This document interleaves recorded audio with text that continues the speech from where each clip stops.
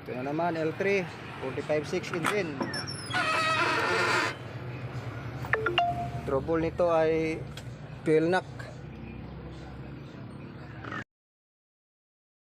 Narinig nyo yung tao natin, si Mr. Jolly Sibya alias Jolly Bird. Siyang gumagawa dyan sa unit na yan. Ayan, si Mr. Jolly.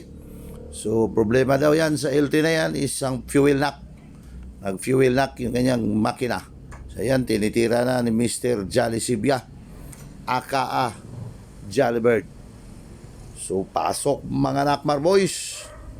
Ayan, tinitingnan na yung likuran na andar. So, kaya makikita natin dyan. Ayan, mausok at saka naka-fuel knock. So, itong unit dito is galing ito from Calamba o Misamis Occidental. So, ito lang, simple lang. Basic lang muna tayo kasi naka-fuel knock. Mauna tayo sa fuel filter. Baka madala lang natin kung papalitan natin ang fuel filter.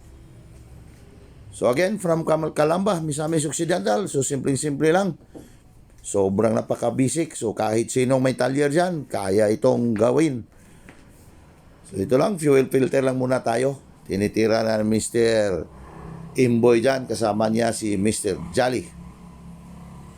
So ayan, pinull out na nila yung fuel filter. Sana mawala yung problema kung mapalitan na ng fuel filter. Sisikapin natin hindi makagastos ng malaki yung may-ari. Baka makuha natin sa palit lang ng fuel filter. Yun lang muna tayo. Yun kasi ang unang procedure natin dyan. Kung ma-okay, pagpalit natin ng fuel filter, wala nang problema. So, release natin yung unit. Pero kung sakaling hindi pa rin nawawala yung fuel lock, so alam na yung anong susunod natin gawin dyan. So, sobrang napaka-basic. Very simple engine. 45.6 lang. So, simple yan.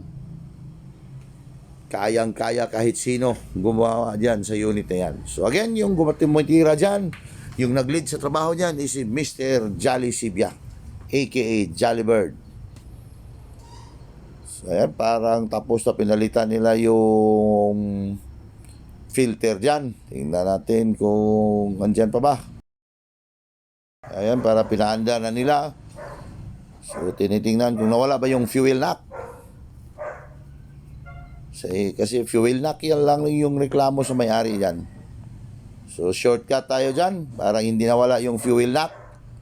So, alam nyo na kung anong susunod na procedure yan. Kung hindi nawala yung fuel knock, syempre, titirahin natin ipo-pull out natin yung buong injector dyan. So, ayan, tinanggal na ng mga injector. Shortcut tayo dyan. So, ayun, tapos ng pinakalibrate yata. Kasi may marking na yung mga injector dyan. So, pag mag-calibrate tayo ng buong injection pump, is OP dyan. Kasama na yung injector. So, binabalik na nila yung injector. Pasensya na kasi sobrang napaka-shortcut tayo dyan. In-install na nila yung bagong calibrate na injection pump. Binabalik na sa pwesto. So, hindi na namin napakita yun sa video. Nakalimutan ni Mr. Jolly na videohan yung pinakalibrate na injection pump. So, ayan na, naibalik na. So, daan-daan ng mga Nakmar boys dyan para wala tayong back job. Maiwasan natin yung back job.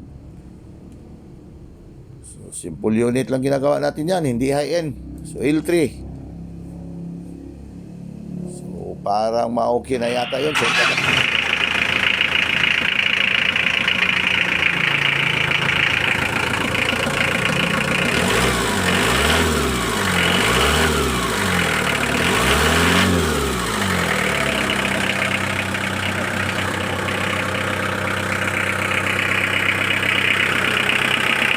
Ayun, tapos na.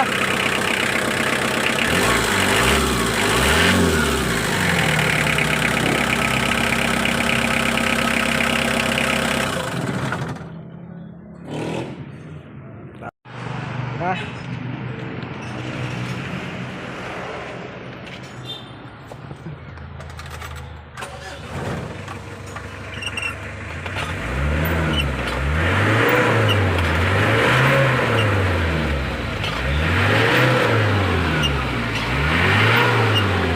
na?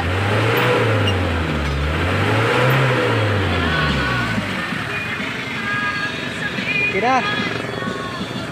Good job. Good job, signed by Jolly. Ayan yung unit oh. Sign approved by Mr. Jollybird. So ready na yung unit. Alam na kung susunod natin anong susunod gawin natin. Siyempre, road test tayo para magkaalaman yung mga gawa dyan sa mga Nakmar boys.